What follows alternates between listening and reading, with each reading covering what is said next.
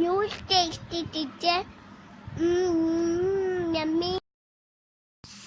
Surprise. Night share. Videos. Thank you. Bye bye.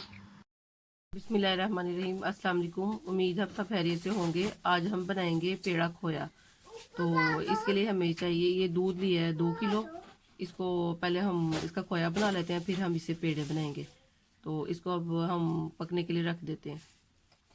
चूल्हा मैंने on कर दिया और अब ये मैंने कढ़ाई ऊपर रख दी है। तो अब जब ये बॉयल होगा इसको मीडियम फ्लेम पे हमने रखना है और साथ साथ हम चम्मच चलाते जाएंगे।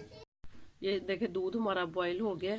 अब इसको हम मीडियम फ्लेम पे पकाते जाएंगे और साथ साथ हम चम्मच चलाते जाएंगे। जब भी आप खोया बनाए उसको थोड़े से बड़े बर्तन में रखें, क्योंकि जब आप इसको मीडियम फ्लेम पे पकाएंगे फिर वो ये बॉयल होकर बाहर आना शुरू हो जाता है। तो इसलिए फिर इसको थोड़े से बड़े बर्तन में डालना चाहिए। तो अब हम इसको पकाते हैं। थोड़ा सा टाइम तो लगता है इसको बनाने में, लेकिन ये है कि फिर ये घर का साफ़ सुथरा और खालिश खोया बन जाता है। और दूध भी जो वो रो मिल्क होना चाहिए, फिर सारा फैट उसी में होगा, फिर सही बनता है खोया हमारा। देखिए साथ साथ हमारा ये दूध पक रहा है और ये खोया हमारा साथ साथ तैयार हो रहा है और साथ साथ हम इसको चम्मच चलाते जाएंगे। ये देखिए ये बनना शुरू हो गया, लेकिन अभी इसको हम और गाढ़ा करेंगे।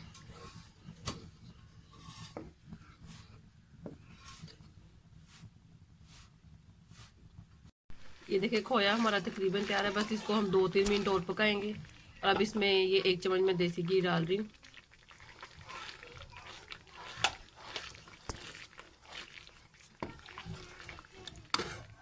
ये देखिए खोया हमारा तैयार है। तो अब ये ठंडा होता है, फिर हम इसके पेड़े बनाते हैं।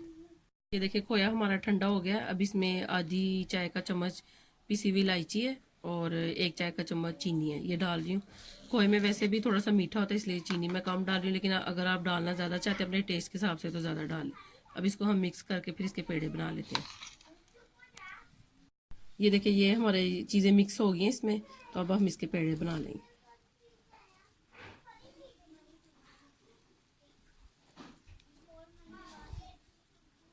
ये देखिए ऐसे इसको पेड़ा बना के इसमें थोड़ा सा हम ये होल करेंगे